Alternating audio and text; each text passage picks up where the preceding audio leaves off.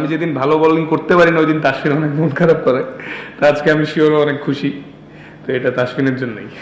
আমার বাবার ছোটবেলার একটা ছবি দেখতেছিলাম, দেখলাম সে মোচ সোচ রাখা, বললাম এবার আমি একটু রেখে দেখি কিছুদিন কেমন লাগে, এটাই আর কিছু না। গলা শুকায় গেছে। বাংলাদেশের ছেলে বিপিএল একটা হিস্টোরিতে আমার নাম থাকবে খেলা ছাড়ার পরও, এটা আমার জন্য একটা বড় প্রাউড মোমেন্ট।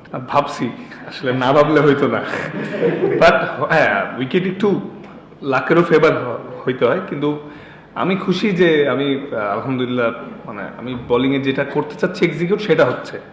আসলে ভালো বোলিং করতে পারাটাই ইম্পর্টেন্ট, উইকেট তো অনেক সময় কম হয়, দুইটা বেশি হয়, কিন্তু আল্লাহর কাছে শুক্রিয়া। আর আজকে একটা মজার বিষয় ছিল যে আমাদের যে টিমের মেসোয়ার আনোয়ার বলতেছে, ভাইয়া তুমি আজকে 4 উইকেট নাও। আমি চাচ্ছিস যে আল্লাহর কাছে বেশি 4 উইকেটও ধরতে পারে, এই 7 উইকেট পেয়ে গেছি আজকে আলহামদুলিল্লাহ। সোফার আমি আমার